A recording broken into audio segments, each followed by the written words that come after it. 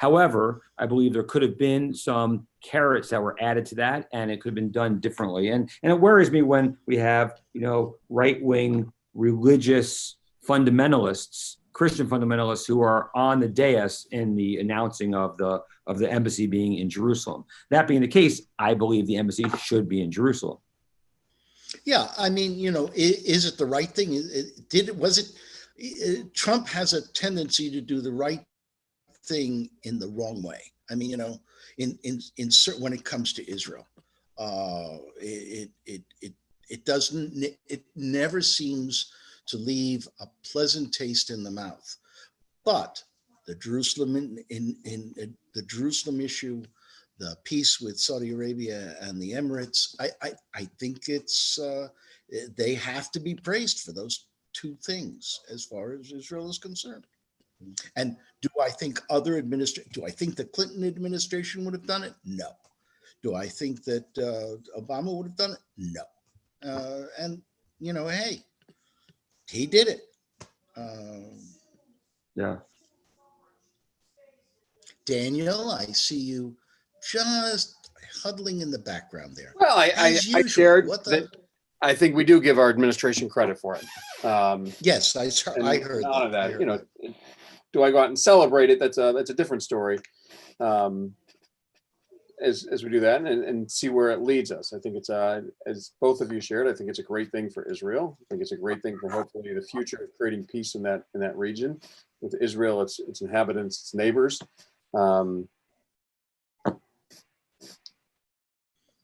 We'll see where it goes. Then again, I'm far more reactionary than the two of you, so on you.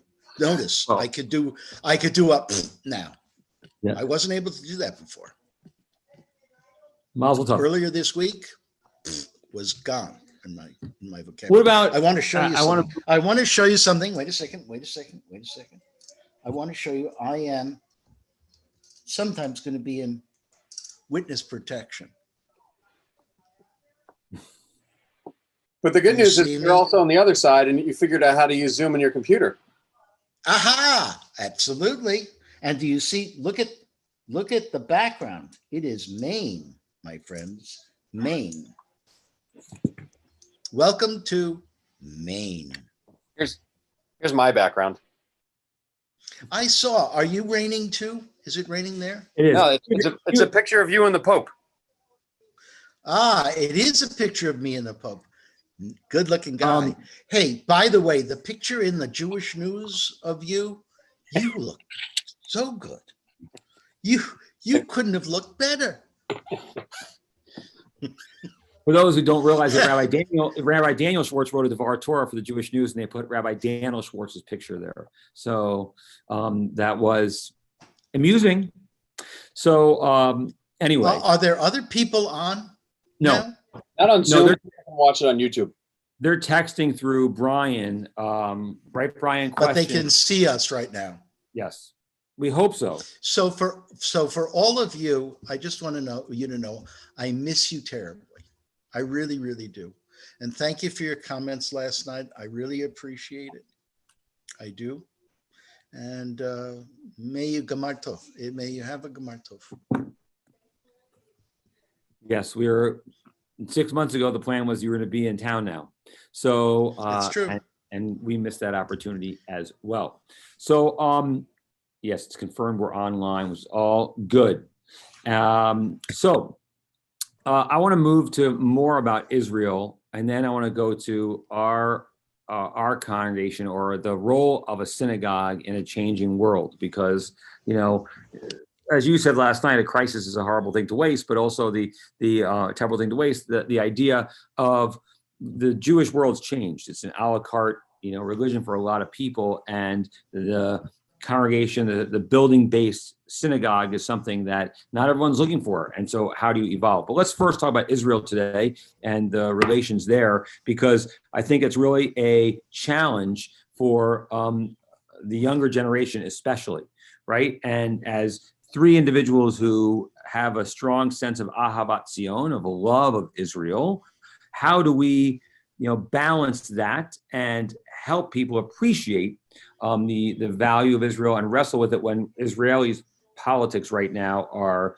just a quagmire, and they're going in directions that I imagine even you, reactionary Rabbi Elder Schwartz, may not agree with the policies in Israel today. So how do we balance that? And how strong is that relationship as a challenge right now with Israel? Oh, and I will say as well, with growing, put on the same, parallel, the growing anti-Zionist behavior, right? The fact that I love, if you want to follow a progressive Zionist nonprofit, Zioness. I met Zioness, the founder of a Zionist, Amanda Berman, a woman from New York City, who started this about we can be progressive individuals and care deeply about Israel and believe strongly in Zionism. I met her at AIPAC Policy Conference 2 years ago, and she wowed me, and hearing her speak and talk to her afterwards. And I really respect this organization. And they came out very strongly with an open letter to AOC that they wrote 2 days ago because of AOC's statement to remove herself from the speaking engagement that was honoring the legacy of Yitzhak Rabin. Right. And she was pressured by, anti-Zionists to do that. So I just threw out a lot of things. It's good to have you here, Daniel. Haven't had a chance to pick your brain. So I'll let you go as I throw that out now. Or Daniel for that matter. Sorry, before you do that, I think as people are watching, and I just posted it in the YouTube feed, if you have questions, the way to ask those questions is to use the same email address that we used before, which is emailing brian@shearshalom.org. And I just put that in the chat for the YouTube page as well. So for anybody watching, Brian, BRIAN @shearshalom.org to send in your questions. Go ahead, Daniel. Oh, okay. The America's Jewish community and Israel have had a rocky relationship for the last 30 years. It has not been easy. And the problem is the further we get away from the Holocaust and the further we get away from the labor government in Israel, the Golda Meirs and the David Ben Gurions, the rockier it gets because it's now a sovereign state and not necessarily quote unquote a Jewish state. Its relationship with the Orthodox community as far as its political leaders is fraught with such tensions as far as the rest of us are concerned, that it always was rocky. Now, with the liberal left becoming basically anti-Zionist and a little anti-Semitic, if not a lot anti-Semitic, it exacerbates the situation more. I do not disagree with certain liberal elements that say that it doesn't help the Jews in the United States, but Israel has never cared about that. Never. They need aid. They're willing to go to the extreme right as far as the United States policies and the United States, as you say, the evangelicals, where I would not do that. But I don't live in Israel. They are a sovereign state. Do they represent my views? And the answer is they don't. 90% of the time, I can honestly say they don't represent my views. So do I believe they have the right to do what they're doing? Yes, of course they do. Do I believe that they're right in doing it? Not always, all the time. I'm not in lockstep. Reform Jews still don't have rights in Israel. Conservative Jews don't have rights in Israel. And they never have. I'm more interested in Daniel's point of view on this. I mean, he has family living there. He has he has distinct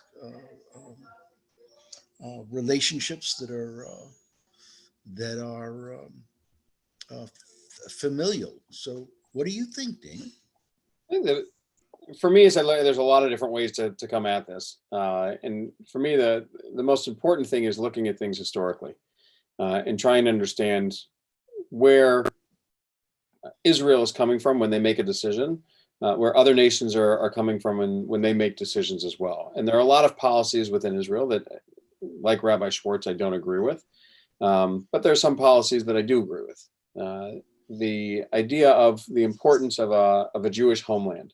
I think first is starting to think about historically, why was a homeland important? You mentioned the Holocaust, but even before then, with the labor Zionist movement, or the pioneers, the Chalutzim, that started coming over to create a third, not kingdom of Israel, but a modern state, or a place where Jews could be able to come and celebrate Jewish life and be free to do that, and have a homeland, have a nation that they could live in and control their own destiny. Was an important piece of things. And the Chalutzim, the pioneers that came over in the late 1800s, early 1900s, some of them were labor Zionists, some of them were religious Zionists that were going there because that's where our ancestors, the story of all our ancestors had occurred thousands of years ago. And so it's looking at some of these events, understanding people's motives that were behind them for the establishment of the modern state of Israel, the work that Herzl did politically, whether it was with the Ottoman Empire at one point, or even with things that were going on. And the important part for me is, I think a lot of times that we don't take time to understand the history of that region. And as we teach it, most people have the education of, we teach Israel in 5th grade. So of a 5th grader when it comes to Israel. And the pictures that we create are very different from what was taught in Sunday schools 10 years ago, 20 years ago, 2 years ago, to be honest, as the idea of what a kibbutz is, and how many kibbutzim are like the image in our minds of what we picture when we talk about a kibbutz, a shared society where people share their destiny and their income and everything else. There's a handful of kibbutzim that are still like that in the state of Israel today. But yet when we think of a kibbutz, that's what people teach and think about today. And so as we look at the history and going forward, it's understanding the history where we came from, but those changes that occurred as well. And I think the best way to learn about that is by traveling to Israel and seeing it and talking to people, not just as a tourist on an organized trip, but I think the best trips have elements where there's people-to-people interaction, and that we have conversations with people who are on the ground, whether it is even the taxi driver, because that's the great thing about Israelis, is that even the taxi driver will tell you what's right and what you should be doing, and will question why you as a Jew will not live in the state of Israel and you don't make Aliyah, and will try to convince you that you should be making Aliyah and move to Israel. To members of the government who will come to be a part of some of our tours as well and talk about some of the challenges, some of the good things, where we're coming from as well. That I think, as you talked about the left and some of the anti-Israel sentiment within it, that a lot of times that comes from a place of, the same challenge that we have with all of our social media, that we're in a circle of friends and we share the same information, and the same knowledge or ignorance stays within that group. That we see something that's posted and we never take time to investigate whether it's reality, whether it's true, or what the idea is behind that. That I could make any statement about Israel and make a generalization and find something to defend it. And it's very easy to do that, especially when we're talking about peace in Israel, or the challenges that are within Israel. Because people end up and are on very different ends of the spectrum, and you'll always be able to find some sort of proof text to be able to talk about those things. But it's really getting into the nitty gritty and uncovering some of the information, reading textbooks that talk about the establishment of the state of Israel, talking about and reading some of the modern authors who are talking about challenges as well. And we've got a great book list for anybody that wants to learn and read and hear from modern thinkers, contemporary thinkers about that as well. But I think that the most important thing that we can do is take time to educate ourselves, and then use that education to educate other people around us, because the challenge is that people come up with these anti-Israel statements, sentiment, because they don't know and they just trust their friends. Right. And they jump on a bandwagon that seems like, well, this is the progressive idea that, any kind of oppression. And so something gets looped, in together with this as well. I found one of the most powerful books about a decade ago now, or maybe less, My Promised Land by Ari Shavit. And it really looks at both. It's sad in the sense because it looks at how difficult peace is to create, and will we be able to get to a two-state solution, which I believe is the only really successful thing to accomplish or to be able to do for the future of Israel's survival. That being the case, it looks at the Palestinian perspective and the Jewish perspective side by side in history, at what was going on in the early 20th century. Palestinians were living there, and atrocities on both sides and successes on both sides, right? It's not one-sided. And it was interesting. I was speaking about that at one point, and someone said, well, they believe the whole Palestinian argument in there was not valid. And listen, they're both valid here. Right? There's wrong done on both sides, and there's a lot of right done on both sides. Unfortunately, the Palestinians have a great vacuum of leadership today, right? And it doesn't mean Palestinian people are bad, right? And whenever we bring teams to Israel, we have an opportunity to meet with individuals. I took the kids 2 summers ago to a school in Jerusalem proper, which is Jewish kids and Palestinian kids learning side by side. And they study Hebrew and Arabic, and the parents are a part of this too, which is really a beautiful thing to see happening because people can make it happen. Unfortunately, I think it was Abba Eban who said the Palestinians will never miss an opportunity to miss an opportunity, right? And how many times that has occurred, and that absence of leadership is where we have such fundamentalism that's brewing in there. But it doesn't mean that's the general consensus of the average Palestinian who would want peace and want to have their own country too.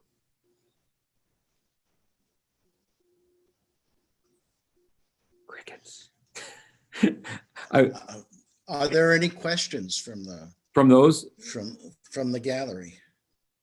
As Daniel's searching for questions on that, I think, and Daniel, you mentioned in the beginning about the Holocaust, and I think, one of the birthright trips that started 20 years ago, the brilliance of those was connecting people to Israel who never may have had that opportunity to go to Israel, right? The failure was only teaching one side of the story as well. Right. And so what we've always tried, and look, I'm proud that in the past decade I've taken on our family trips over 240 members of Shir Shalom have gone with us to Israel. And we talk openly about it. We meet with, like Rabbi said, political leaders. We meet with journalists, and we have those conversations. And our teens, we've gone every other year since 1996 to Israel. Those things work, but the birthright, success is getting young people who would not have gone as of yet. What's the questions there, Rabbi? So I was looking at a couple of different questions that have come in, it appears. First one is the stance that Jews should be progressive when we have off-the-wall people like AOC, I'm quoting somebody here and they're reading, Rashid Tlaib of Michigan and Omar. Then throw in older Democrats that are following along, such as Senator Schumer and Representative Pelosi, as well as others. What was liberal in the 60s into the 2000s are not the ones shooting arrows from their quivers.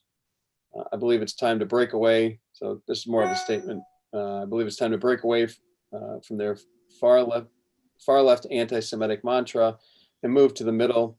We have conservative Jews like myself that do embrace conservatism and CPAC. And that's from Sandy Aronoff.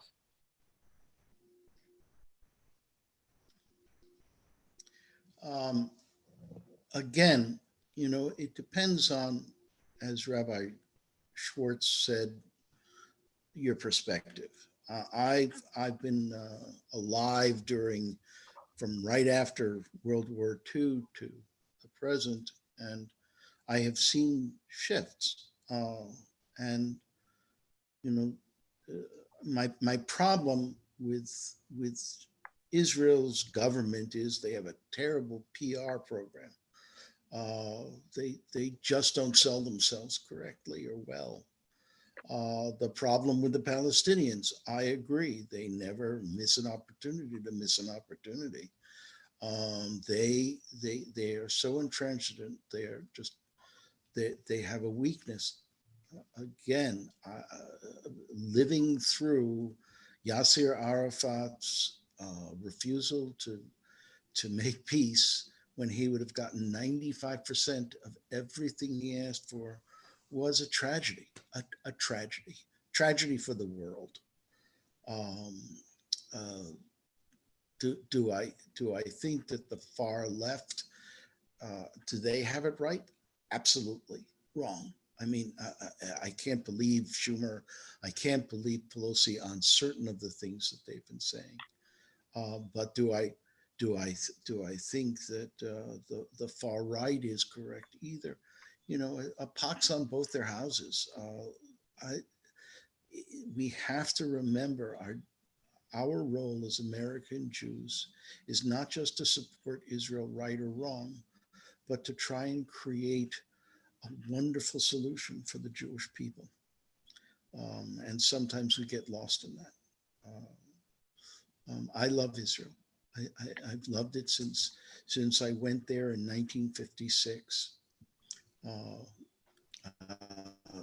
And going in 1956, please remember that year. That's the year that Eisenhower had told Israel to back off when, you know, again, Israel was a very different place than it is now.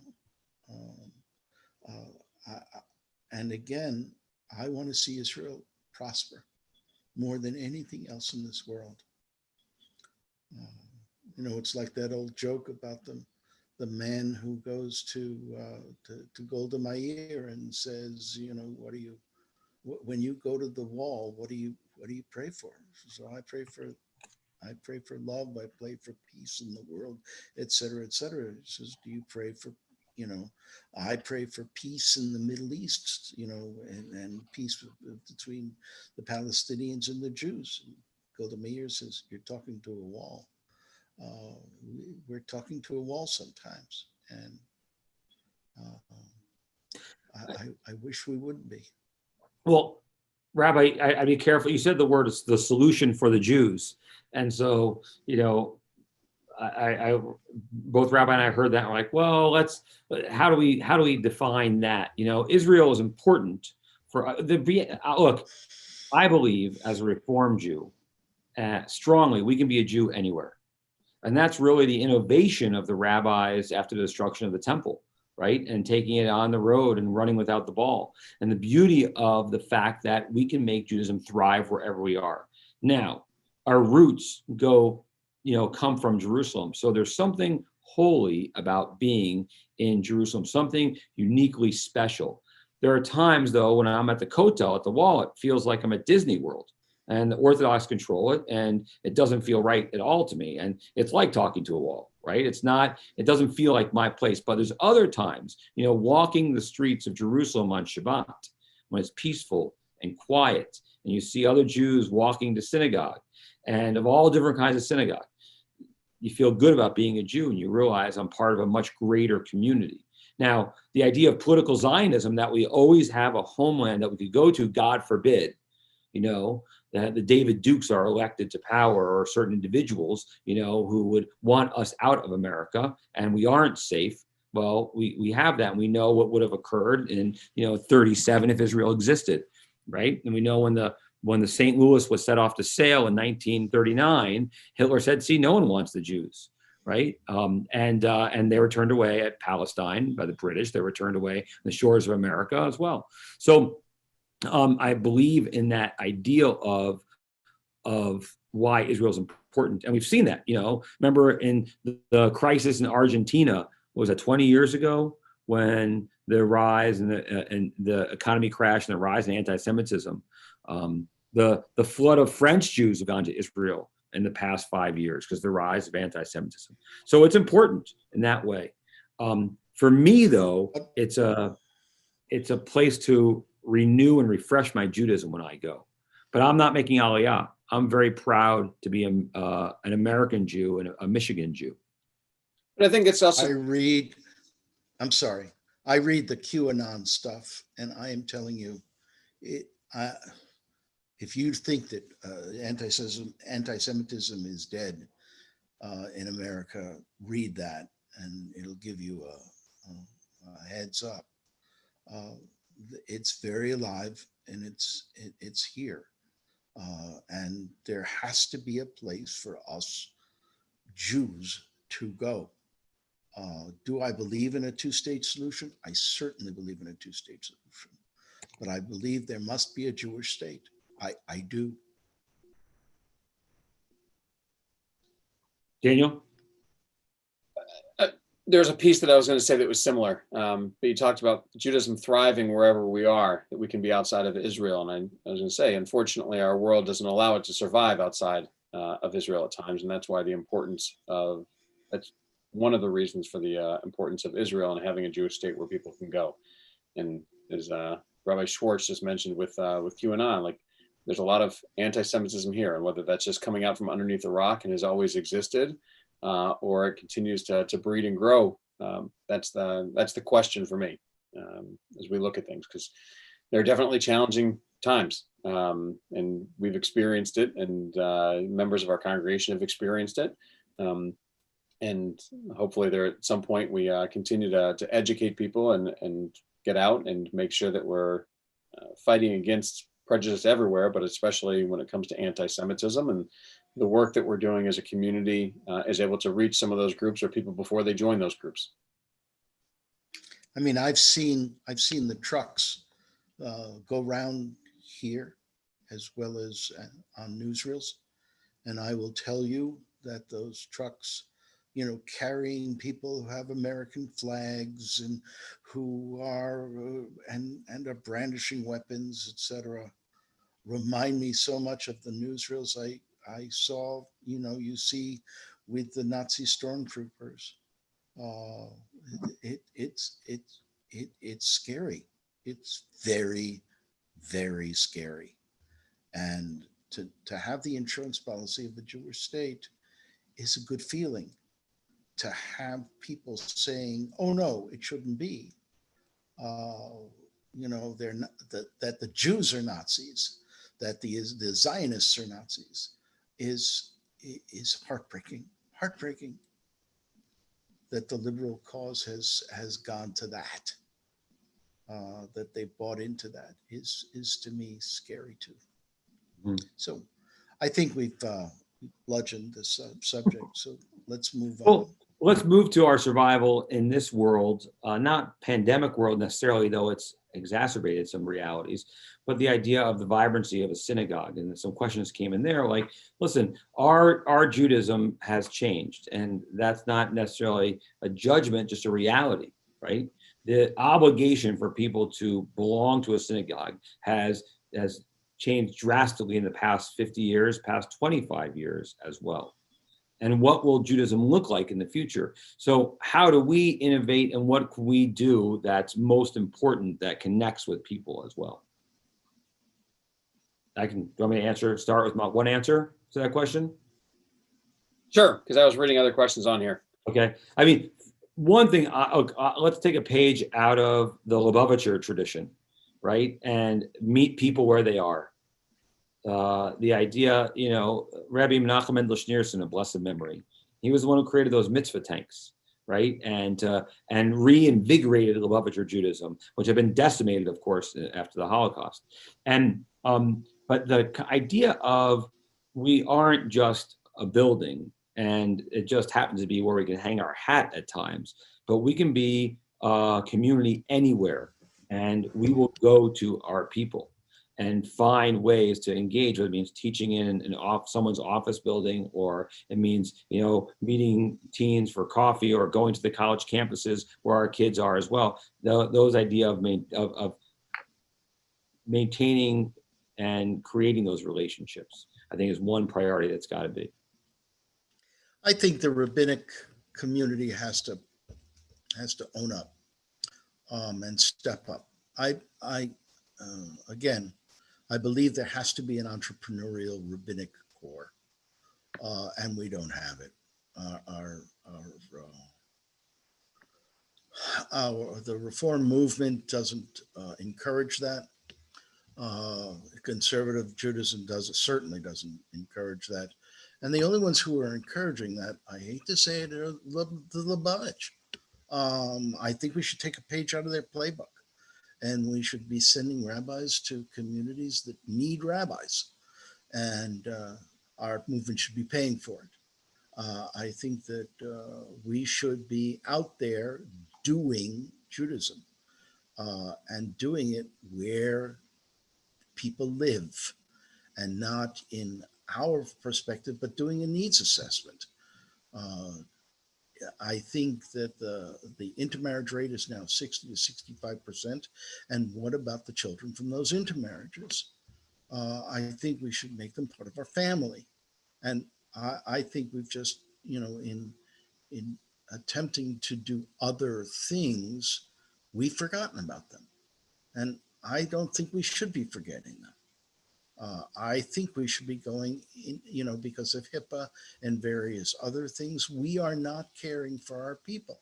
We are not going into the hospitals and taking care of them. We are not calling them, and they need that.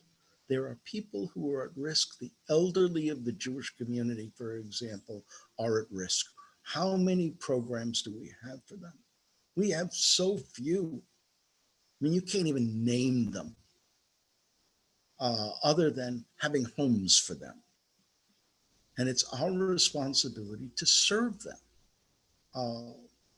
And that's why I suggested a chaplaincy corps. It's simply because, the rabbis aren't doing it, so we should be doing it. So everybody should be doing it. We should be making rabbis homespun. We should be doing educational things at home. What do they call the education at home? Homeschool or pods? We should be homeschooling our kids. We should forget the institutional model of Sunday school. We should be homeschooling and getting the parents involved distinctly. Whether we do it by Zoom or whether we do it some other way and socialize them at camps, I think that's what we have to do. We have to have we finally have to realize that camping, as far as Reform and conservative Judaism, is what saved Judaism. It saved Reform and conservative Judaism in the 1960s and the 1970s. I really believe that. We made Jews then. We certainly, the synagogue didn't make Jews. As a matter of fact, I think the synagogue made self-hating Jews for a long time in their religious schools. I think we should be creating a summertime Judaism which creates real Jewish kids. Really, I mean, what you guys did during summers, I will tell you, is the saving grace of Judaism for the Reform movement. Well, it's still happening too in our camps. I mean, the Reform movement camps still do that, and that's, God willing, what we're doing in Shoresh too. You said we should have homeschooling. I think community is important. I think being with other people is what. But do it every once a month, and create a camping situation where everybody gets together and becomes a community, and then from that there's a natural let's do it together. Rather than, you're giving up Little League, or you're giving up this, or you're giving up that to do a Jewish learning experience on a Sunday morning. Do it wherever you can, whenever you can, and create that sense of community as a camping experience to make kids love it. Do the same thing with families. Love bomb them. But it's convenient to bring people together, to be the service station. It's the same concept that synagogues have had for the last 50 years. We become a service. You come to us. You get your Jewish, input. I don't want to have to go to you. That kind of a thing. You can't be bar mitzvah unless you come to us. You can't do this unless you come to us. Well, That's nonsense. And it always has been. It's laziness. I think we have to go out to them. I think it's a combination of the two. There's a piece of it that, what you describe in one way is consumer Judaism, that I can pick and choose what I want. And I think there's pieces of that are excellent. You want to stress something that's important to your family and make sure that comes across. You get to choose what it is that you want to do. We bar and bat mitzvah is the carrot for many families. So there are many people who would say, you know what, like, I don't need all this other educational material that you're going to send me. I just want my kids to learn the Hebrew. And I'm going to find a rabbi for hire, and I'm going to have them do the service, teach them the Hebrew, and that's it. And great, my kid became a bar bat mitzvah, but it's the content behind it and the foundation that needs to be built. And we can look at it and say, you don't have to always come to us. And a lot of great programs out there as we look at things. But what is Sunday school supposed to be as we look at it? Supplemental education. That primary education should be happening in the home. And I think that's one of the things that I loved about Shir Shalom when I came here, is that parents didn't just drop off their children at the front circle of the school at Doherty Elementary when I first came here, at Temple, and send their kids in and say, you take care of the Judaism, we'll take care of the soccer and everything else at home. Parents were engaged here and are engaged here. And I think they role model for their children what it means to live as a Jew and be a part of the Jewish community. Now, with COVID times, we don't have parents coming in the same way. But I think we need to find that hybrid, that mix in between, where the primary education is still happening at a home, as you talk about being homeschooled, the role modeling that parents do, the education that they do, the stories that you pick up. And I'll give a shout out to PJ Library and the work that they do through the Grinspoon Foundation of sending books into children's homes to create an environment that's a Jewish environment. That's where the primary education takes place. And then we supplement that with some of the things that we do. Our responsibility, I think, is educating parents and helping them by giving them the tools to be able to educate their children and be comfortable with it, to answer some of those tough questions, or to say, it's okay that I don't have the answer, or here's my answer to it, but yours might be a little bit different. And that people are afraid of that, to be wrong. We started off the Madrichin program. The question I ask every year is, kids are sitting with their parents. They say, how many of you have had a conversation about God in the last year with your parents? It is not uncommon for there not to be a single hand that goes up. And Right. It's just our own level of comfort or discomfort of being able to have conversations when there's not a concrete answer to things. And our job is to help people by giving them the tools, the foundation, so that those conversations can exist, and for you to be comfortable to say, I don't always have all the answers, but here's what I think right now. I'm not trying to walk it back, but I am trying to say that we created a camp atmosphere, not patting ourselves on the back. We have to go further. That's all I'm saying. I'm saying we have to get a camp for 2 months a year. And if you do that, the kids will want to come to another camp atmosphere once a week. Yeah. It I'll share with becomes you part of their... what's been phenomenal for us, and it's funny, COVID, not all the things about it, but it made us think differently and look at things differently. And we've always wanted to make Sunday school like camp in what we do. And this year, for the people who chose the in-person option, we're on the campus of the JCC at their camp program, using their shelters, their fields. And the first day, the sun was shining, it was beautiful. There's groups of kids that are walking down the path. It felt like camp. To the point where we even said, you know what, in the future, when we are able to be indoors and be together, we start off with something like this, the JCC, until the weather turns, so that we can continue to create that, because it felt awesome and has continued to.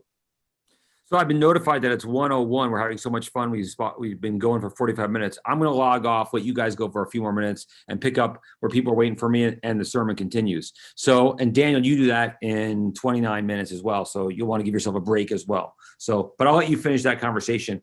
There's been a college. Michael, I'm not sure that I understand what I'm supposed to do. Just keep look good. What? Just look good. Yeah. Just look and keep this on, right? Or not? No, it'll be a new log on. Brian will help you with that, but it's the concept is the things we didn't talk about in our sermons that we edited out. What else we want to teach? Like, what's our message on Yom Kippur as well?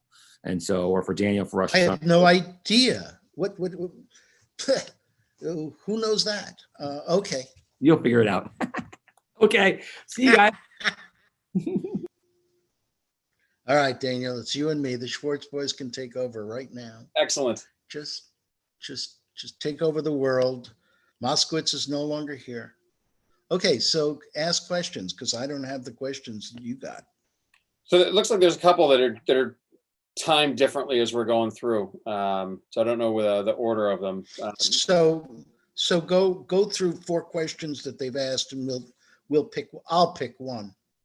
So here was a follow-up to my comment earlier with the lens to college campus. Our college-age kids are reporting a notable rise in anti-Semitism in their college communities, including on social media. In a country and a world fraught with increased conflict and tension, please comment on what are the most important actions and responses we and they need to undertake. Okay, be Jews. You know, don't let the bad guys win. Next. But I'll add to that a little bit because I think it goes back, and that was probably a connection to the Israel conversations that we were having. Was it's being proud of who we are. I think a lot of times, it's very easy as for us as Jews to be able to hide our identity, unless we share with somebody that we're Jewish, or that we're missing a day of school for Yom Kippur, or we have a conversation about something and share.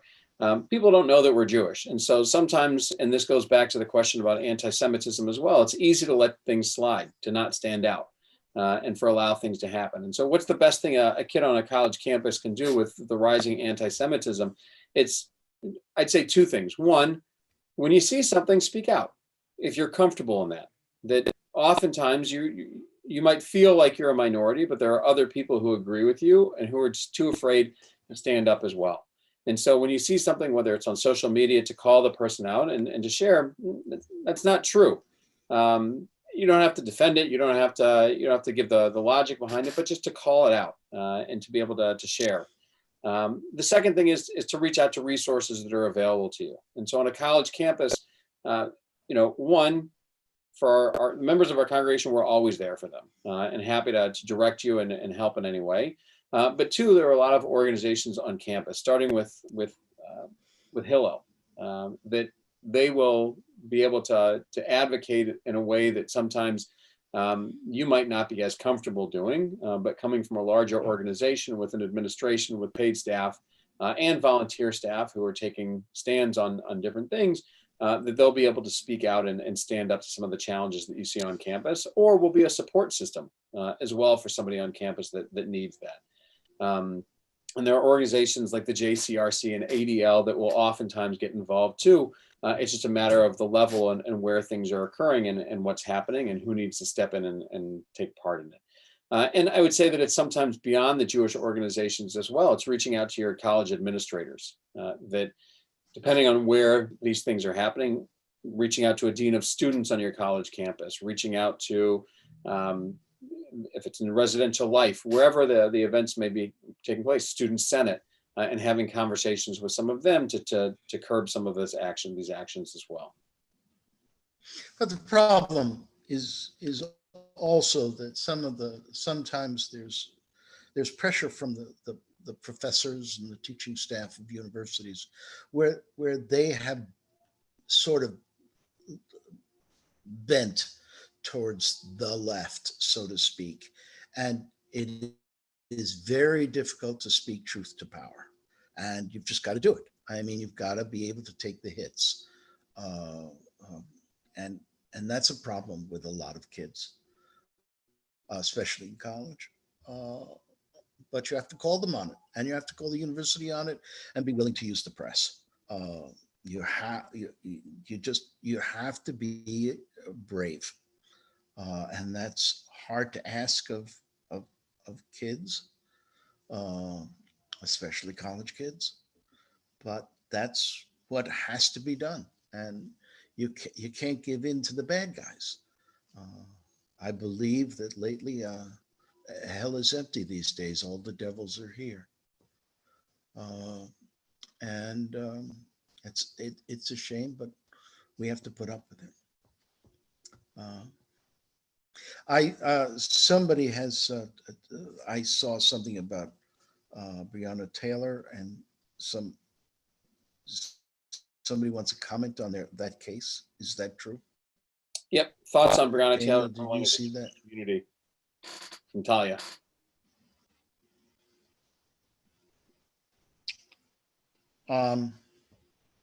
But is that the only one, or do you want to put more? Because I'll discuss that at mine. Yeah, I want to get to that too. But I'll tie in right before that. There's another question, then we'll go to Talia's question. Having children of my own, this is from Adam Bloom, and I don't know the age of your children, so that's going to be helpful in that piece if you can get that to Brian. How will I answer the tough questions? What do I tell my kids about Charlottesville and the anti-Semitism that is out there? Is honesty the best policy? So for me, it all depends on their age, and not just their age, but their maturity and where they are with things. Honesty is always the best policy when it comes to answering some of the questions, but it's also it has to be age appropriate when you're having conversations about things. So every kid is different, and it's really about what is your child able to understand. And sometimes it's not talking about directly about the events that are occurring in our world and scaring them, but other times it's letting them know that hatred is out there. There are challenges for our community and other communities, and that we have a responsibility. And it's something that we talk about all the time here with Tikkun Olam of repairing our world. That one of our responsibilities as Jews is to recognize the challenges, the problems, the injustices in our world. And that we'll talk about some of those things so that we can address them. Because if we don't talk about them, if we don't teach our children, then either one, they think that it's acceptable and we continue with the status quo, or two, they end up in situations that they don't know how to respond to. So for me, the answer to the question is knowing your child best, what's appropriate for them to be able to know, and sharing that information with them. And as they ask questions, answering those questions through their lens. What's the name of the Telushkin Prager book on anti-Semitism? Do you remember, Daniel? I don't, but I can look it up easily. Okay. Benefit of doing. While I'm praising you, why don't you look it up? It's amazing how much my friend and my colleague Daniel has grown. Thank you. I have nothing to add to what he just said. It was a wise, kind answer to that, and for me to be speechless and to be so impressed is amazing. He did it very well. I'm impressed. Thank you. And thanks for buying me time to figure out the answer to that question, which is why the Jews? The reason for anti-Semitism, right. Most accurate predictor of human evil. Okay. For those of you who are asking the question of how to explain what we do with children and what we do with ourselves, read that book. It is a good compendium and a good history of where anti-Semitism comes from and why it occurred to begin with, and why it occurs now. Whenever you see anti-Semitism, think of bullies. Jews make up 1% of this world. 1% against 99%. And we have to be a kingdom of priests and a holy people and a light unto the nations. And that's a problem for a lot of people. It's hard to stand up for principles. And I'm not saying that we always do or that we're always the best, but wherever we are, we thrive. And there's jealousy, there's envy. So the problem is, how do you deal with bullies? And whatever answer that is, that's what you have to do. But Rabbi Schwartz is absolutely right. It's age appropriate, number one. And number two, you have to deal with kindness with your children and with yourself, about how brave you can be, how courageous you can be. What else, Daniel? Now let's jump to Talia's question on our thoughts on Breonna Taylor's ruling as a Jewish community. And the ruling was really a non-ruling of not bringing any criminal charges against the officers who killed her as they entered her home, or her boyfriend's home, I forget which one it was, with a no-knock warrant. And the information that I've been able to read in papers is that it was a no-knock warrant, that they heard them coming in, but didn't know that it was law enforcement, and fired a warning shot as opposed to firing at the officers that were coming in. And then that unleashed a barrage of bullets in their direction, striking and killing Breonna Taylor. And the only criminal charge, I believe, was against another officer, not for her murder or her death, but for shooting through the wall and putting others at risk for firing 10 different shots. And I'm happy to start, or you can, but what I'll say, part of it for me is I don't always understand and don't follow some of all the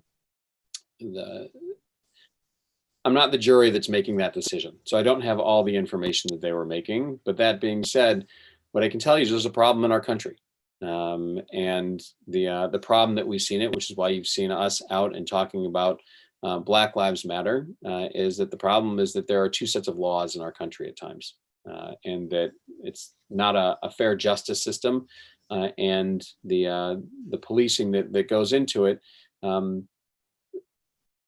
Justice isn't blind in a sense, that we have our prejudices, we have our problems, we have people that are out that maybe shouldn't be policing and enforcing laws, and it's an issue, it's a problem, and the result of that is deaths like Breonna Taylor's, where she's killed inside of her own home for doing nothing but getting out of bed. We have a responsibility, as we mentioned before, of fixing the problems, the injustices in our world. And if we let these deaths go by and do nothing about them and say nothing about them, then we're being bystanders, and that we have a responsibility to do something. What that something is, I'm not exactly sure yet. Some of the things that we need to do are working with legislature to figure out rules that will be able to protect all lives in the United States. That there's not one community that feels like they're targeted or is being targeted, that has to teach their children about going before police officers when we get pulled over, that we should all have the same set of rules. And we're not there yet.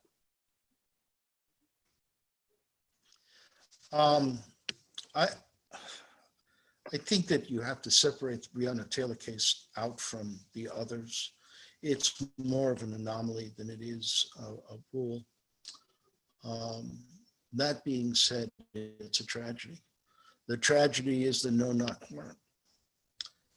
The tragedy is the mistake that they made. They made a mistake. They walked into they barraged into a house that there wasn't a guilty person in.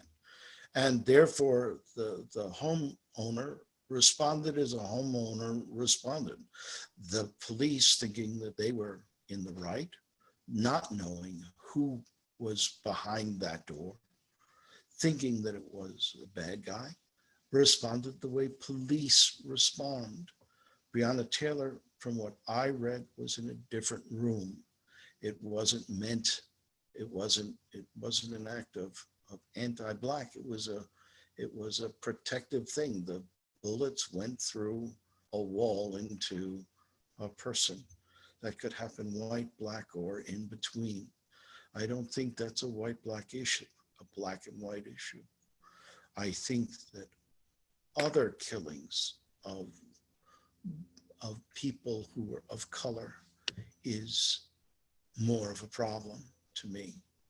And Black lives do matter because the occasion of it is so much more. And people trying to excuse police forces for doing those kinds of things, police unions trying to create situations where you can't get information, you can't get prosecution, police, is problematic, is more than problematic. It's downright wrong. So to use the Breonna Taylor issue to condemn Black killing, I think is amiss. How we react, certainly not by rioting, certainly not by looting. I think that's a problem. It gives grist to the mill of bullies. How do Black lives matter? Yes. Do lives matter? Yes. All life matters, but voting matters more. And all politics are local. I believe that. You elect politicians, you vote, and you vote big time, and you bring out the vote for the politics that you want. Obviously, the politics of this time period are extremes. Everybody is an extremist. There is no middle, and there has to be a middle. Politicians make laws because people demand them. If you leave it up to the politicians, they can be bought by one union or one industry or another. They are in the business of getting reelected. And if that's the case, then voting matters. And you better have a philosophy of how you vote and why. You want Jewish help on that? I'll give you Jewish help. Learn the issues. Know what you're talking about. And a pox on anybody's house who says violence is the answer. It's not. It's certainly not. Killing police officers is not the answer. Defunding police services, not the answer. Limiting what the police do, that could be an answer. For example, take away traffic stops. Make sure the police aren't the ones giving the tickets, because it's aiding and abetting that stopping Black people. It's giving a license, a hunting license to racists and racism. And you're putting the money of the traffic stop into the wrong pockets. Now that's a way of doing it. There are others, but again, it's by your elected officials. We live in a representative democracy. That's how you do it. You want to make a change, it's not by rioting, it's by election. Okay, I've done my sermon for the day. Again, everybody, I'm conservative. I will admit, and I've admitted it before, I am what's known as a Javits Republican. I have been since I've been 12 years old.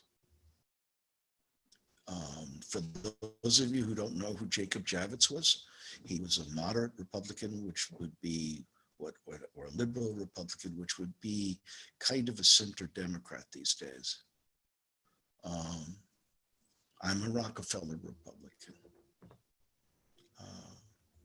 I don't necessarily believe in supply-side Keynesian economy, but I do believe in less government regulation. But that's who I am. And maybe I am of an age, and I admit that freely. But I am certainly not knee-jerk in any election. You have to find out what the issues are and then make up your mind. You have to know what you believe. You can't be knee-jerk on the news. I mean, I read 3 newspapers a day. I read the Times, I read the Wall Street Journal, and I read the Washington Post.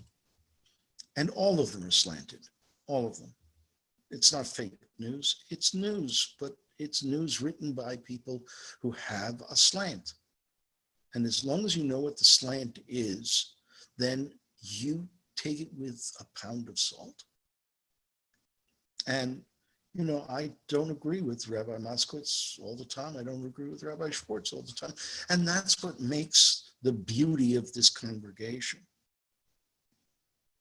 That we have political and social and economic beliefs, but it's thoughtful.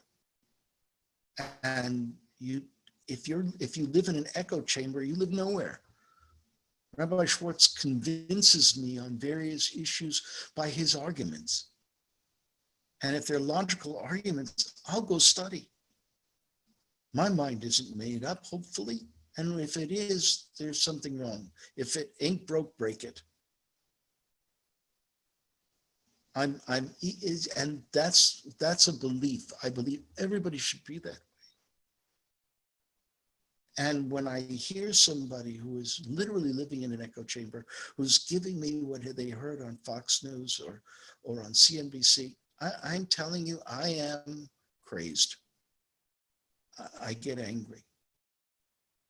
Do I believe that the Breonna Taylor case is typical of white and black, police crime? The answer is no. I believe that was a mistake. It was a big mistake.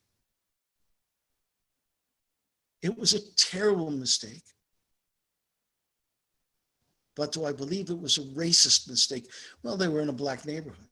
Yes, they got the address wrong. Did they do it on purpose? I don't believe that. I really don't. I believe that each side was responsive to what the situation was. And God, was that mixed up? It was wrong. But was it morally wrong? That's a different question. And that's left up for debate. Would you agree with that, Rabbi Schwartz, or not? I mean, we haven't spoken about this, so.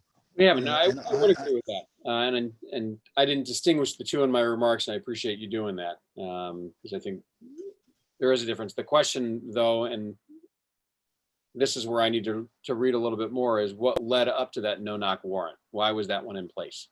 And Exactly. Is that the difference that needs to be rectified? But again, are we easily convinced? Do we have this, one of my best friends was a minister from a black community who, may he rest in peace, was a very thoughtful individual by the name of Robert Bailey. And he gave me an insight into the black community that nobody had before and nobody has since. And I went on freedom rides with Martin Luther King, and yet the man who influenced me most about the black community and about injustice to the black community was him. And I will tell you something, more times than not, he had a very good insight into motivation. And he was the one who said that the police are not always friends. And I was raised that the policeman was your friend, and driving while black and walking while black is an offense in many policemen's minds. I was a chaplain for the Southfield Police Department for 10 years. It was my bent. And you learn a lot about people when you ride in cars with them for a night. And 99% of the policemen that I've met really are not racists. I really believe that. But the 2% who are, God, heaven protect us. At any rate, forgive me for going down memory lane. So as you're going down memory lane, one of the things I'm going to tell you is it's almost time for you to log on for your 1:30. And so while you get ready for that, I'll answer one more question that I think is connected, if that's okay with you. Where do I go? How do I do this, though, Daniel? You want to call Brian, and Brian can walk you through. You're going to log on to a different Zoom account. Thank you. Brian, please email me. Thank you. Bye, everybody. Take care. Gemara Chatima Tova. And I'll just answer, Chatima Tova. I'll answer one more question that I think is connected here, and it's from Flow Paternity. And the question is, why is it necessary to discuss politics in temple? And, you know, as we've shared before, and you heard Rabbi Moskowitz share from the Bima today, we don't usually share politics from the Bima. That when we give a sermon, we try to give some sort of uplifting message to talk to people about, because I think we believe that's one of the reasons that people come to temple. When do we incorporate politics or our personal thoughts on things is sometimes during our Tish. And why is that important, or why is that I think it's an important distinction or a discussion that we should be having at temple, is because Judaism has a lot to say about a lot of different topics. And we can bring up any topic that it's connected to politics and look at it and say, here's the Jewish lens on some of these things.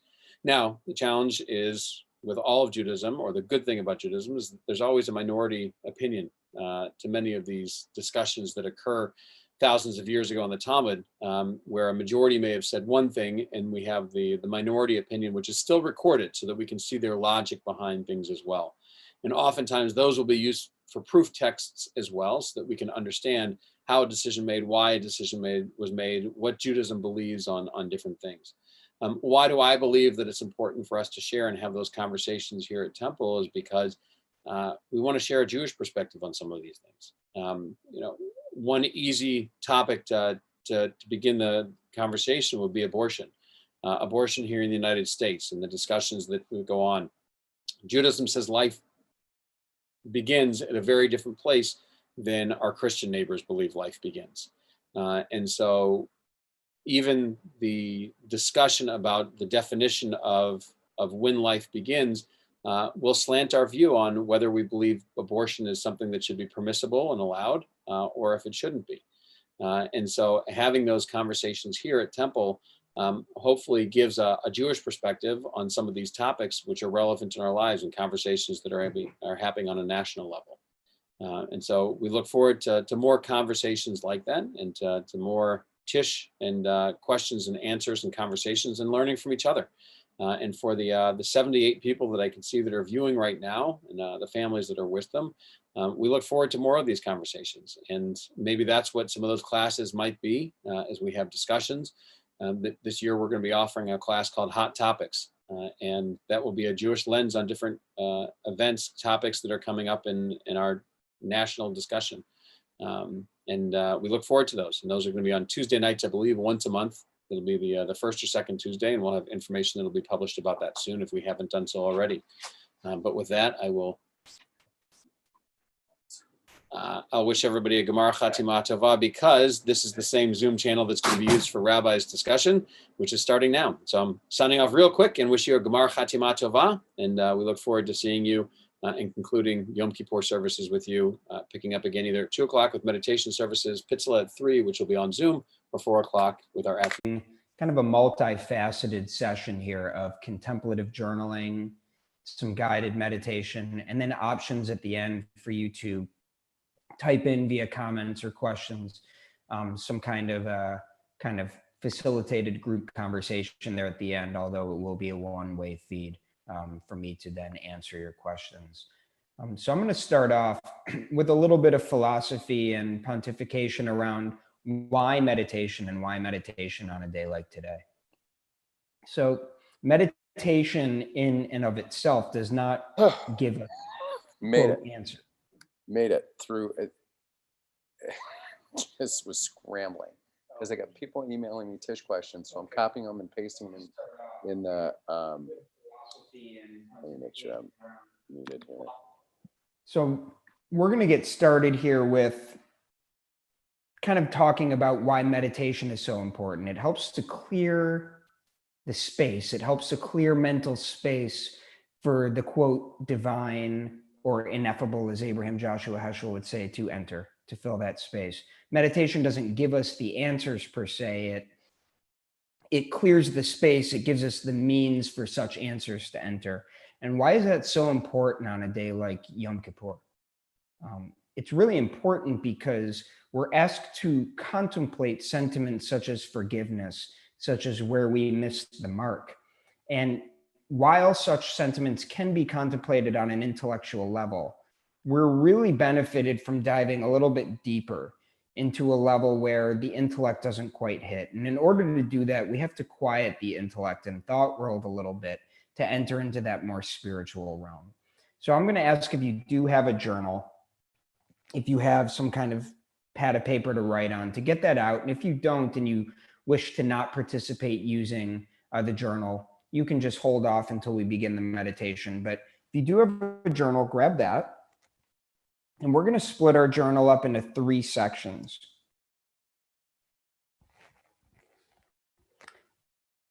Section 1 is going to be titled Asking for Forgiveness.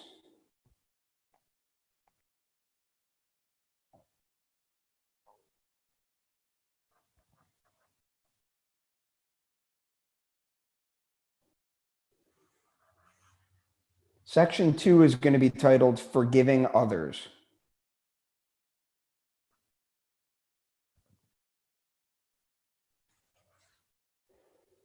And section 3 is going to be titled Forgiving the Self. Now I'm just going to dive through on what each of these kind of indicate. So asking for forgiveness is going to be a section where we can write either specific individuals that we wish to ask for forgiveness, or kind of just write about the general idea of what it would be like to ask for forgiveness.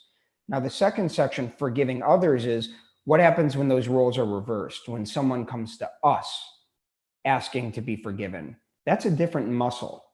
And then section 3, Forgiving the Self, is the most abstract and difficult because the entity, the individual doing the forgiving and the entity being forgiven are the same. It's us. And so that's really tough to play both roles. What does it look like to forgive and be forgiven at the same time? So I'm going to give you about 5 minutes or so to write in those 3 sections: asking for forgiveness, forgiving others, and for forgiving the self. Either writing specific circumstances or more philosophical abstractions on those 3 ideas. And in 5 minutes, we will begin the journaling practice. And if you do see me look away, that's just me looking at the screen at comments. So please feel free to take the time to journal now, and we will return in a few minutes to begin the meditation.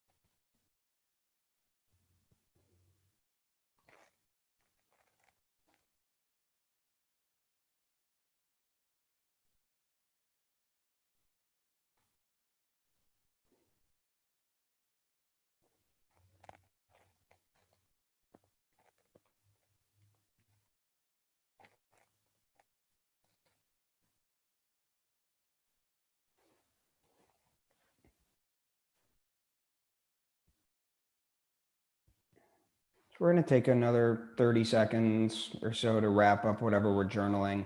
I understand that this journaling theme could occupy the whole session on its own. It's a very dense theme of forgiveness, but we're going to return to that after the meditation portion of this. Just get some last notes down and then find a space where you can comfortably sit for the meditation.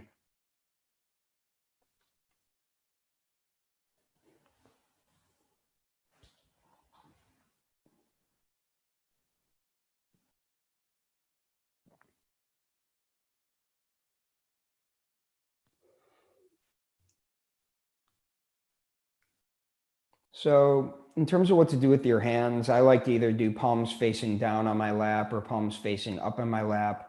I personally close my eyes when I meditate. If you do not feel comfortable with that for some reason, just find a space on the ground or at a wall to gaze at if you're in nature, out in nature. Closing your eyes does remove the visual stimuli and helps you have the best chance possible of looking inwards.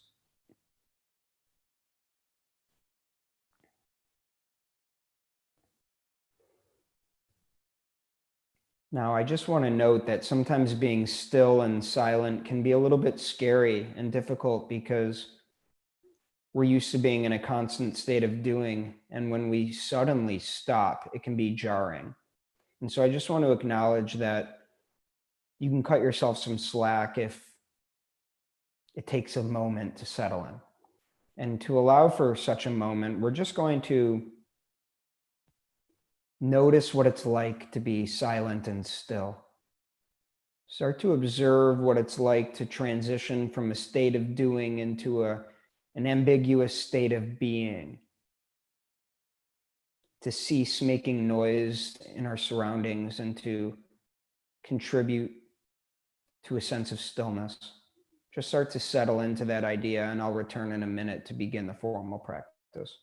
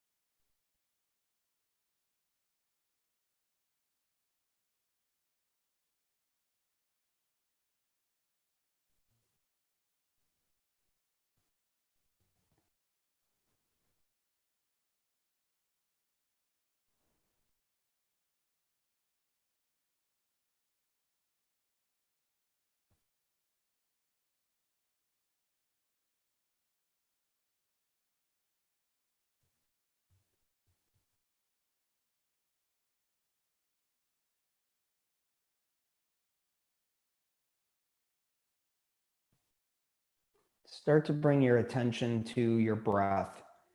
The idea here is to integrate the breath as the central point of focus in this practice. You're going to start really basic. Just start to notice the simple fact that you're even breathing right now. Noticing how nothing has changed. You were breathing before, you're breathing now. The only thing that has shifted is you're directing your awareness towards the fact that you're breathing right now.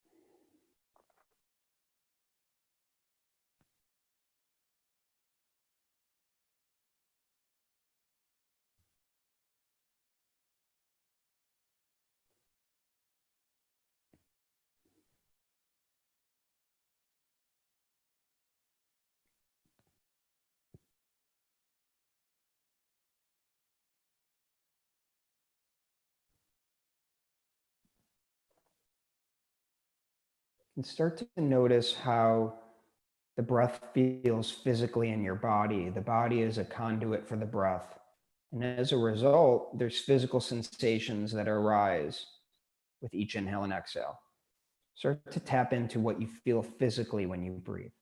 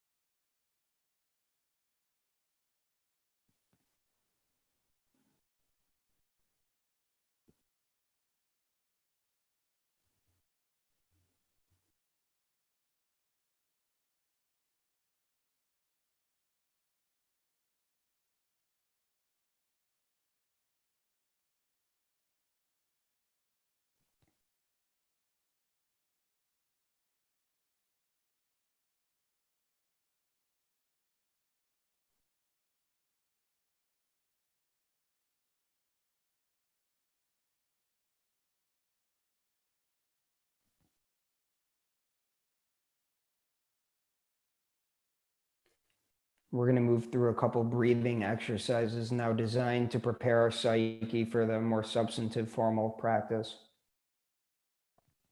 The first one is going to be an inhale in through the nose, purse your lips as if you're whistling, and let out the exhale as slowly as you can through pursed lips. Again, in through the nose, out slowly through pursed lips.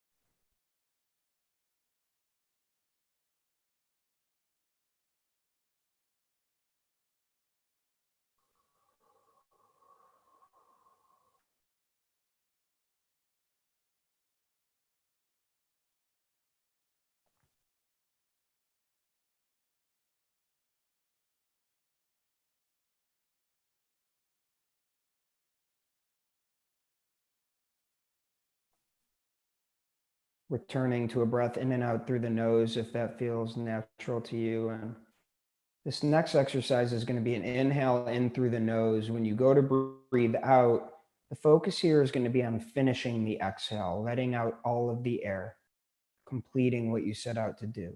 And when you finish the exhale, pause for a moment to create a space there between the end of the exhale and the start of the next inhale, a moment of no breath. Observe it. And breathe in, all the air out, 1 second pause and repeat.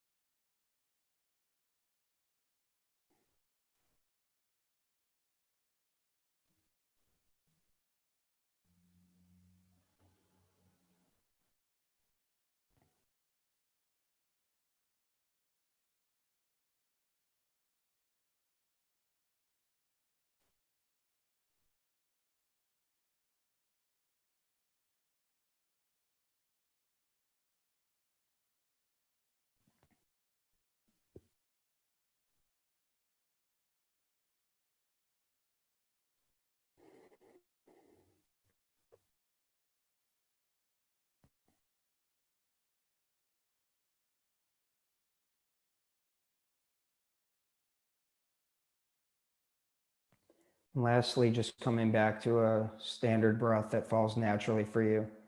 You're just going to tap into your sense of sound now. Just start to notice that your breath makes a sound, not analyzing it or diving into thoughts about it.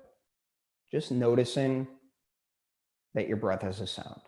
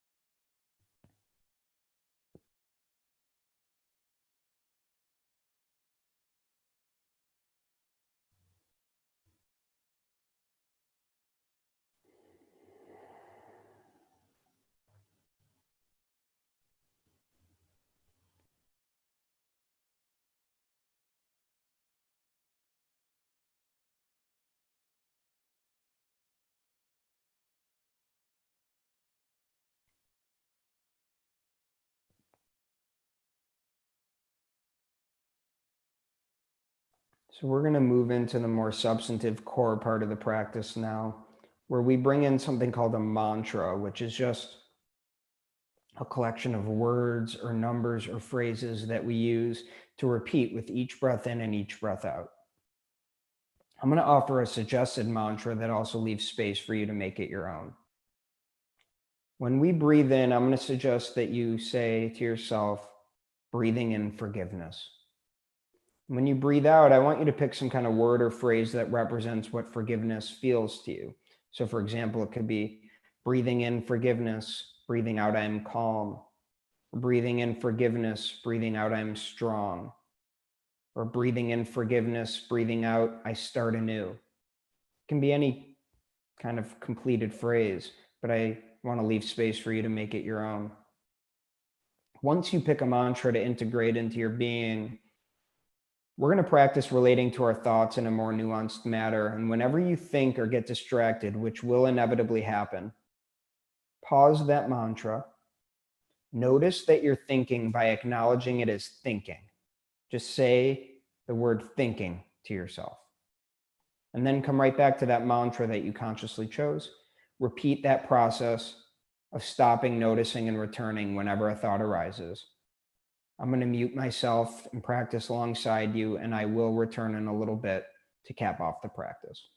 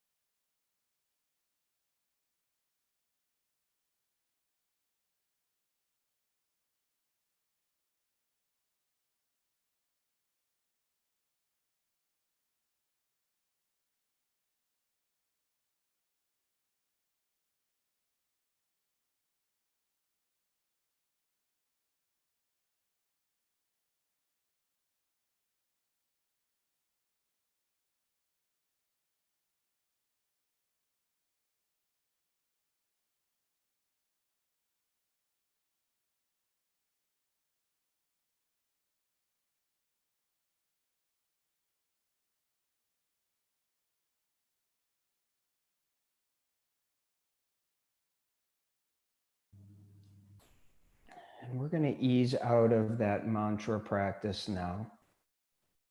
And we're going to cap off with something called a visualization practice. And to the best of your ability, you're going to imagine that your consciousness, the observer of your existence, imagine that that could leave your body for a second and imagine that you could observe yourself in the surroundings you're in now. So imagine that you could have a visual of yourself in your current surroundings.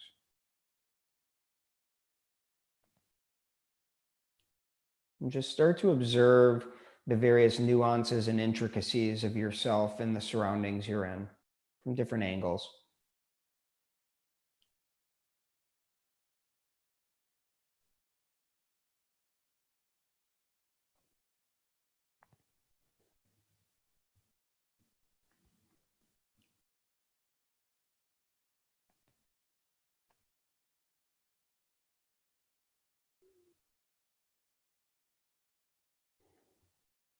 And I want you to imagine that that consciousness, that observer of yourself, can get up really close to one of your ears. And I want you to imagine that you could whisper some words or phrases that you think you need to hear the most right now.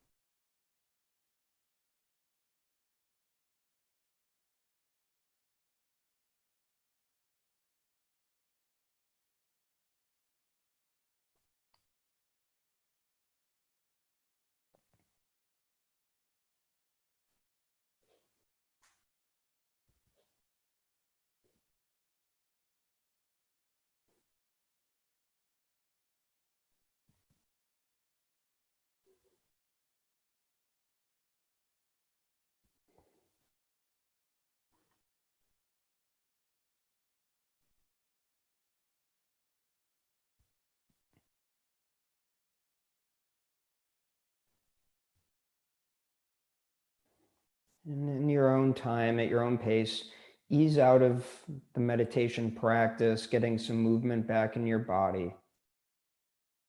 And the first thing that we're going to do upon returning to the space is we're going to get back to the journal. And we're going to go back to those 3 sections: forgiving others, asking for forgiveness, and forgiving the self. And we're going to journal about those 3 sections now, having just meditated.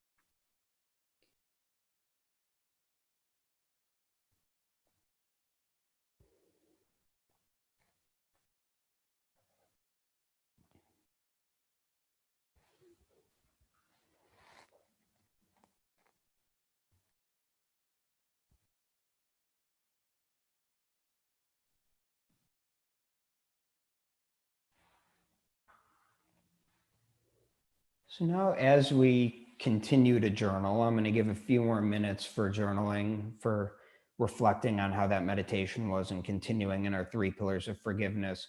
I also want to simultaneously give the opportunity to present questions or comments here in the YouTube chat. And what we will do is, as you type those in, I will respond to them one by one. If we were in person right now, we would have some substantive time for group conversation right now. And one of the benefits of meditating in a group setting is getting to hear about what other people are thinking or what they went through. And so I'm going to give you the opportunity now to share in the chat, and I will answer the questions or comments one by one. But also simultaneously, I'm going to be silent and give you the time to finish journaling too. But I just wanted to put that in for food for thought.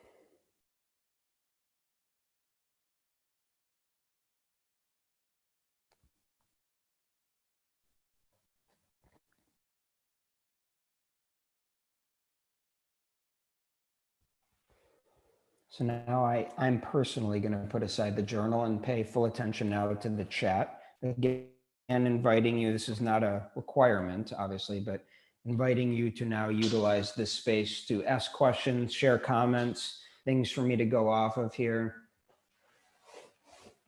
And if you just share a comment, I'm just going to read the comment. But if it's a question, I will address the question and then answer it. And I do apologize again. I'm looking at the chat. My camera's here, but when I look away, I'm just reading here. David shared breathing in for forgiveness led to gratitude in the journaling.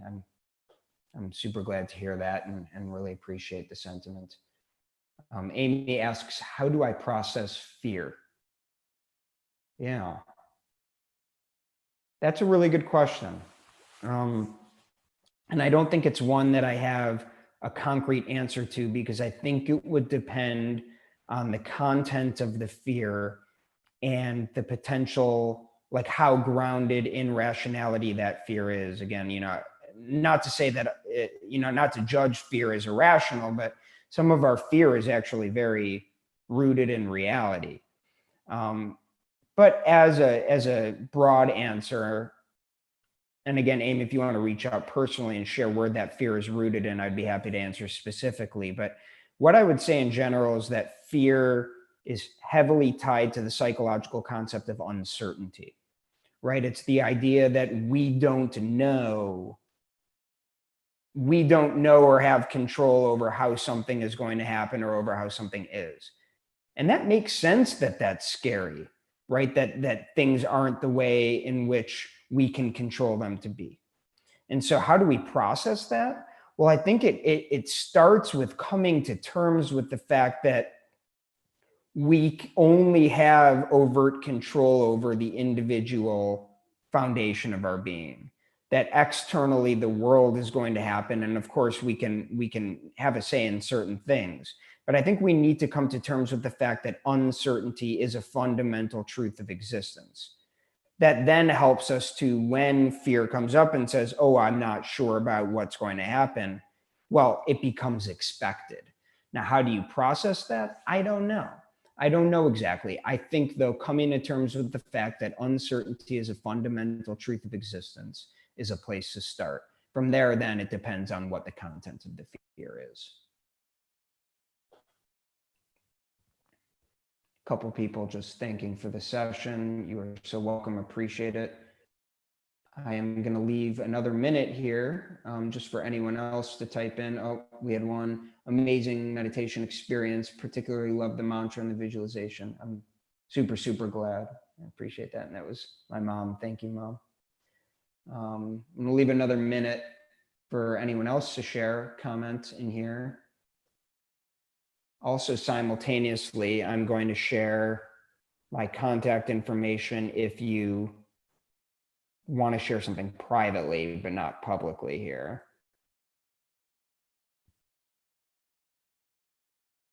But again, leaving another minute here for anyone else to share, type, respond to those questions, add a comment.